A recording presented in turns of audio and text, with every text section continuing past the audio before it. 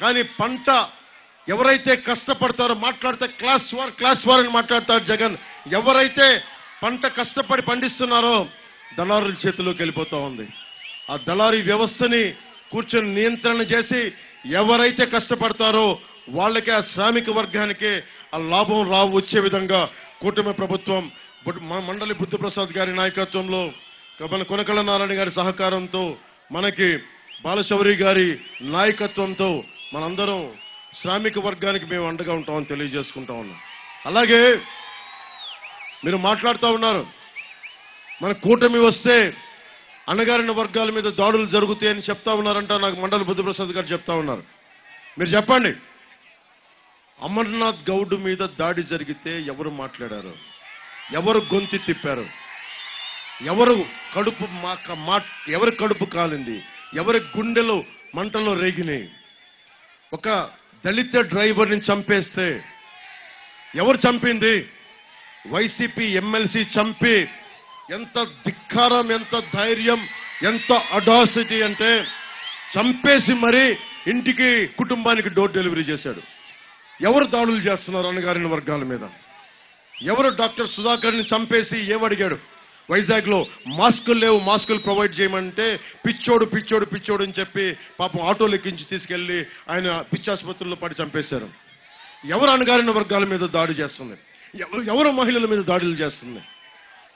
నేను ఇందాకే మాట్లాడా, రేపల్లిలో పాపం భర్త ముందే భర్త మానాన్ని భంగం చేసిన వ్యక్తులు అక్కని ఏడిపిస్తా ఉంటే అక్కని రక్షించుకోవడానికి మనకి అమర్నాథ్ గౌడ్ని చంపేసిన ప్రభుత్వం ఇది. వెళ్ళి మళ్ళీ హంతకులు రోడ్ల మీద తిరుగుతూ ఉన్నారు. ఈ రోజుకి హంతకులు రోడ్ల మీద తిరుగుతూ ఉన్నారు. డాక్టర్ హరి చనిపోయారు, ఎవరో తెలియదు. ఎవరు చేశారు? ఎవరు అణగారిన వర్గాల మీద దాడులు చేస్తుంది? ఎవరు law and order situation create చేస్తుంది? ఇది కావాలి అంటే నా ఇందాక రేపల్లిలో కూడా అడుగుతా ఉన్నారు, అన్నా కూటమి ప్రభుత్వం వస్తే ఇలా ప్లే కార్డు పట్టుకొని లా అండ్ ఆర్డర్ బలంగా ఉండాలన్నా మాకు బాధలు ఉన్నాయి, చెప్పుకోలేకపోతున్నాం అంటే నేను మాటిస్తున్నా, ఏ ఒక్క పోలీస్కి ఏం చేయాల్సిన అవసరం లేదు. ఒక్క సబ్ ఇన్స్పెక్టర్ ఆఫ్ పోలీస్కి సంపూర్ణమైన అధికారం ఇచ్చి వాళ్ళ విధుల్లో రాజకీయ జోక్యం లేకపోతే తాట తీసేస్తారు. ఎస్ఐ స్థాయి వ్యక్తి చాలు, ఒక్క పోలీస్ చాలు, పనులు చేయనిస్తే కదా పోలీసుని. నా లోపల గుండెల్లో ఉంది, చంద్రబాబు గారు చెప్తాం, అసెంబ్లీలో మాట్లాడతాం, రేపు పొద్దున పిఠాపురంలో ఎమ్మెల్యేగా కలిసి అసెంబ్లీలో మాట్లాడతాం.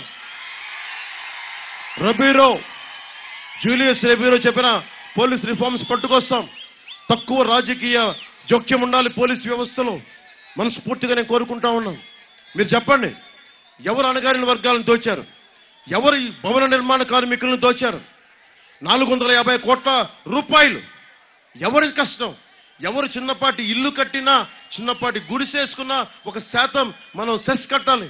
ఆ సెస్ అంతా తీసుకెళ్లి ఎవడైతే కండలు కరిగిస్తారో, ఏ ఆడబిడ్డలైతే గర్భంతో తట్టలపైన ఇసుక పెట్టుకొని వాళ్ళకి సిమెంట్ బయటికి పట్టుకెళ్తారో, ఇసుకలు మోస్తారో, ఇటుకలు మోస్తారో, వాళ్ళ కోసం 1% సెస్ కడతాం మనందరం. అదంతా భవన నిర్మాణ కార్మికుల సంక్షేమ నిధికి వెళ్తుంది. అలాంటి సంక్షేమ నిధి నుంచి 450 కోట్ల రూపాయలు తోచేశాడు జగన్.